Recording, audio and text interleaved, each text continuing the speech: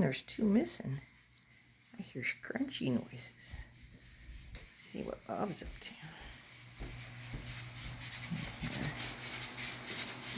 Got a big vise on the table.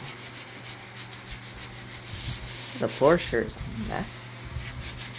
Video? No video. Just pointing the phone at you for no darn good reason. What am I doing? Oh, isn't that pretty? Yeah, it is. There's the dots from yesterday. Yeah, those dots are black, aren't they? They're very beautiful. That stuff files out so black. I'm at the very end of this hours of carving. Just getting a good nice tail of sanding in. Awfully pretty. Yeah, excuse me. That's a huge vise you got sitting on there. But that weighs 100 pounds. Yeah, it's a good jig because see, I can loosen it and I can move it anywhere I want. I can carve this neck from every which angle. This is my exact, very exact specified neck carve. And this one is watch out because you're going to get dusty here. Oh gosh, great. Okay. This one is as close to done Well, look how as it needs to be in the jig. I'll hand sand it. I use no machines. I never sand with a machine when it comes to any kind of finish sanding. We'll do edge sanding and stuff, you know, before a router bit hits something. But now that is my shape. I'm going to work this a little more right there.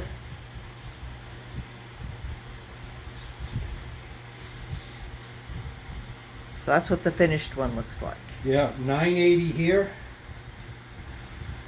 1.030 here, and that taper is 50 thousandths taper.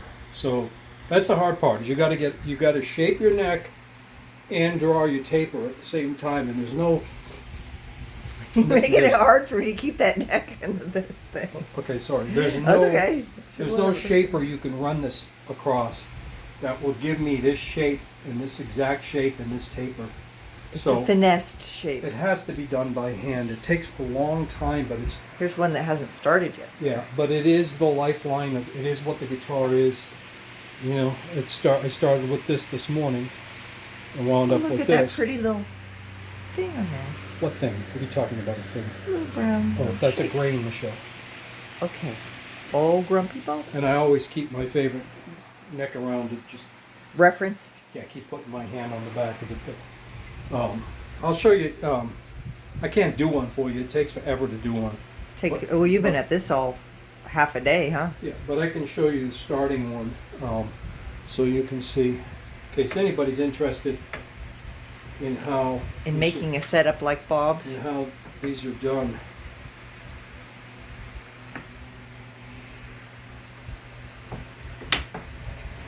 Okay, and then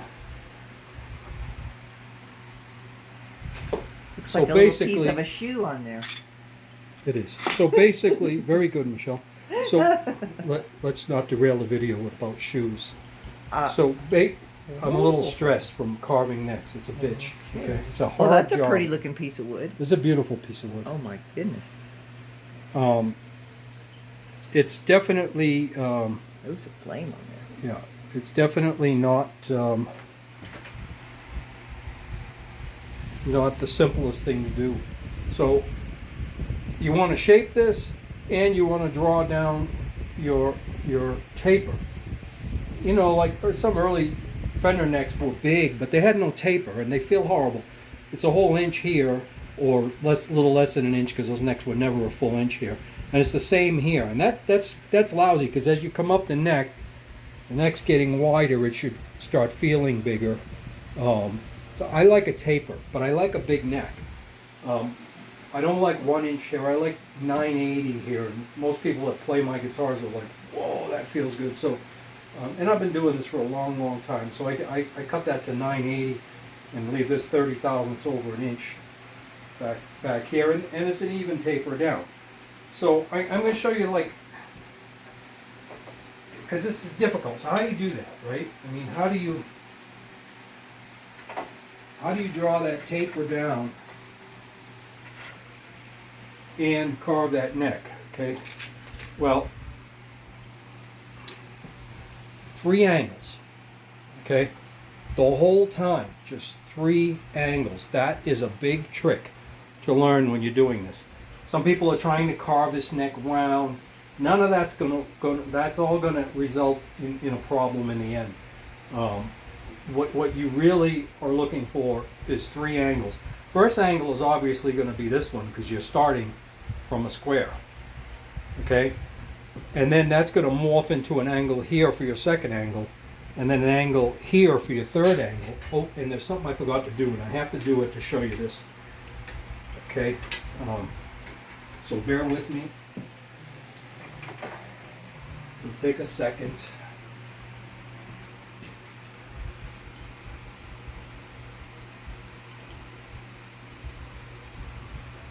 Roughly 3/8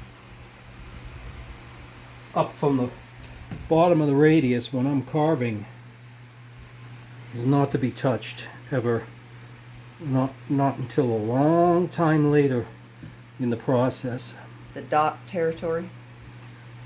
Yeah, that's a magical area right there that you can really hook up in a neck. Is that last 3/8 of an inch area is something you want to be very, and this line doesn't have to be, it just tells me what to stay away from. So you're giving yourself some leeway beyond that line. Yeah, well, your file will naturally do that for you, but I myself like to have that reference. Okay, so I'll just start this one for you. There's no way I can finish this for you because, I mean, that took hours there. And it's still not done. I'm going to put that one back in and finish hand sanding it. Okay. But, okay, I'm over here now. Okay, so my first angle,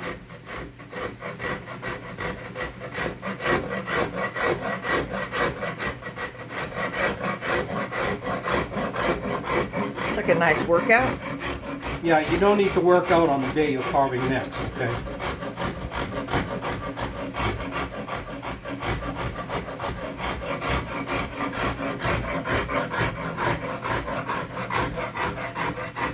And that will really, that'll do that to your thumb. So you might, when you're doing this kind of work, Wear a glove. this glove has saved my fingers a few times, right? Okay, so angle number 1. Now the secret to this is that these angles are going to change with you as you go, okay? So angle number 1 on this side.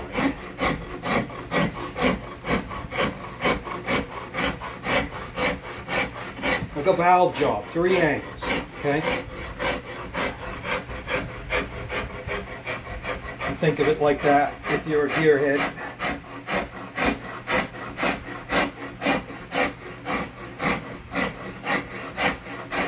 And you know, you can't be like that guy I saw the other day who worked at Fender and was like, said, oh, I tried that stainless wire and man, it ruined all my tools and it hurt my muscles. It hurt my muscles. And I thought, yeah, you gotta try carving a neck by hand, dude. Anyway. How do they do theirs? A CNC machine. Oh. Okay, so angle number 1. All right. Angle number 2 would come in over here, like so.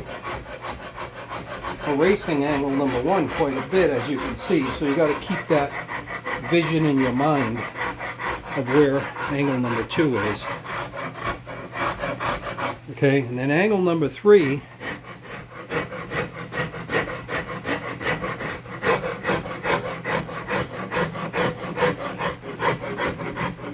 is going to dip down like this. Okay.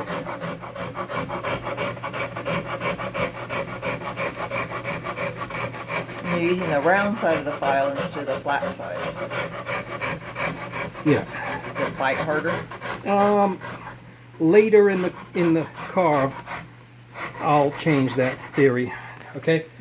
Now it looks like only 2 angles. You see, because you got to go back to angle number 1 and replace it. Okay. It's really shaping up. Well, you see what happens is these angles get deeper and wider. You don't need multiple angles. You need to just follow 3 angles. Because now that bottom angle is going to come down to here. Eventually it's going to hit my 3/8 mark. Now my top angle now, coming across the top. well, nowhere near across, but it's definitely coming in. Coming closer to the truss rod. Yeah. Now my 3rd angle now,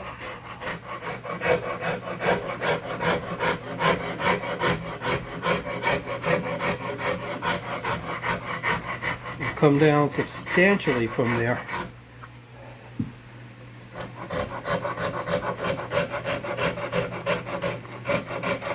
I normally move this in the jig a little bit to get this side, but for the video's sake. Now, by now I'd have gone over the other side to catch the other side up, but since I'm showing you how this is done, angle 1 again.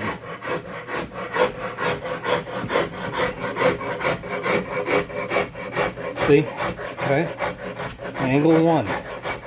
Now stay away from this area because that's a bitch to shape in exactly the way you want it at the end, and you don't want to ruin it. Angle number 2. Now it's coming in, see?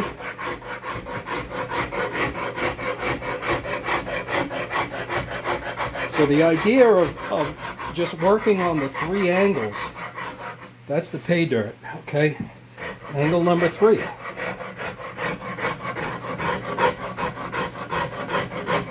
I'm almost touching my 3/8 line, you see?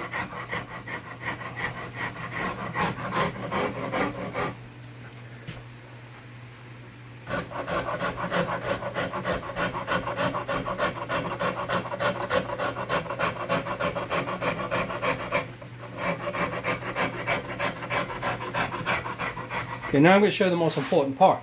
What's this got to do with getting your taper? You're not getting your taper, right? Well, I would then work this side. I would be going back and forth. I wouldn't have gone that far on this side. Now I'll have to catch this side up, okay? But I'd go back and forth for a while.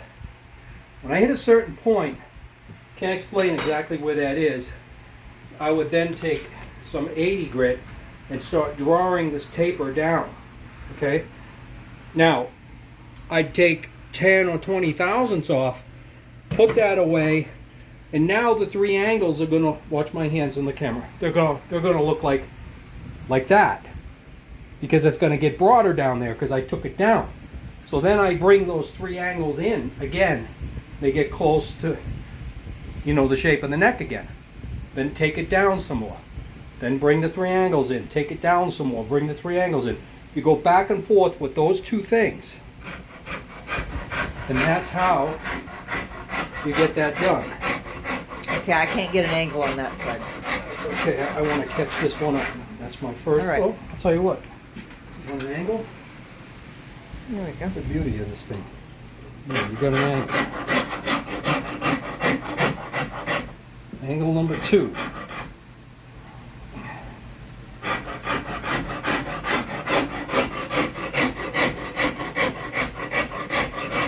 It hurts my muscles. Stainless wire hurts your muscles? Really? That's the most ridiculous thing I ever heard. Now. It hurts my muscles. It hurts your muscles. Maybe you need more muscles. God. Jesus. It ruins all my tools. It does last forever, though.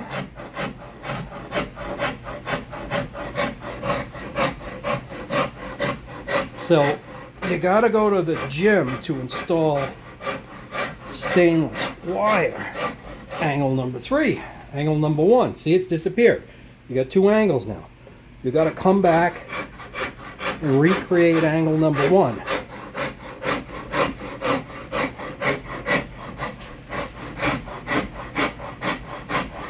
So this video could be 4 hours long.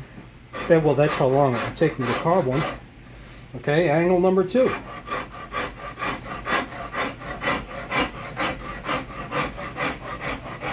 I just don't want to leave this one not caught up with the other side. Angle number 3. You make it sound so easy. Make it sound like angles. Don't hurt your muscles. Oh, my muscles are hurting. Oh. That guy cracks me up. I tried stainless wire and it hurt my muscles. So you can see I'm nowhere near. Thank goodness for vacuum cleaners. Show this up here. Nowhere near ready to start tapering this. I'm not going to taper this till it starts, till it comes in about to here, to about, till I see both sides. Both sides now are touching here and here. You see, this side has to come in a little more to be even.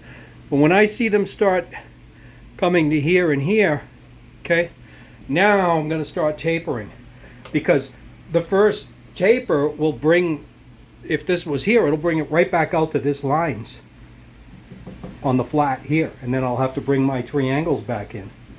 Okay, but just so you know, it's a lot of work, and everybody has their own way of doing it. I've been doing it a long time. I have my own way. I have my exact shape I like, my exact thickness, my exact taper. If somebody doesn't like my neck, don't buy my guitar, because I'm not changing it. I make what I think is the best, and if it works for somebody, it really works for somebody. So that's how that goes. I don't do, you know, all the years I've had people come to me when I was younger and say, you know, this neck's too big for me, take it down. You know, some shit neck they bought somewhere.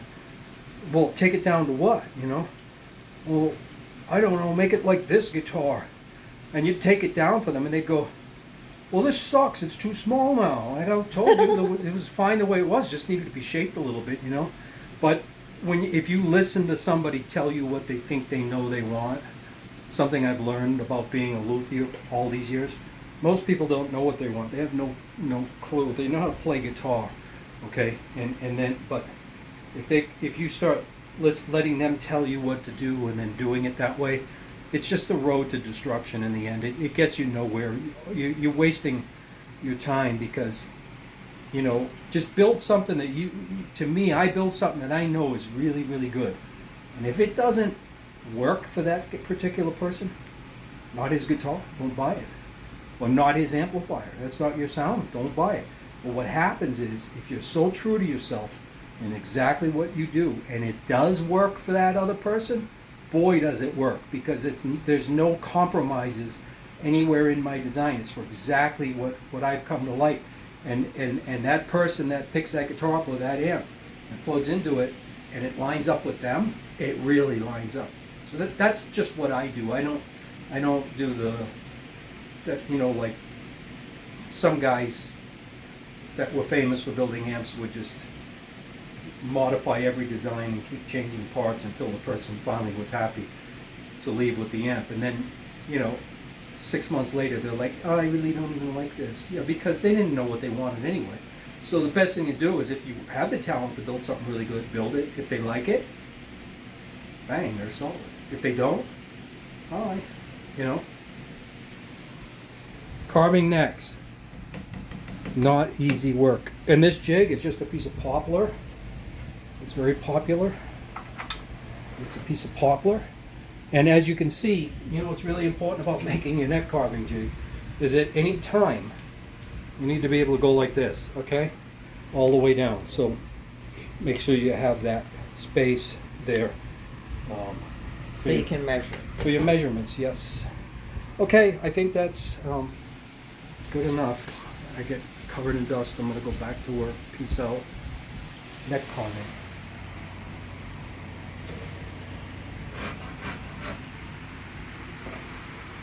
The beautiful carved neck.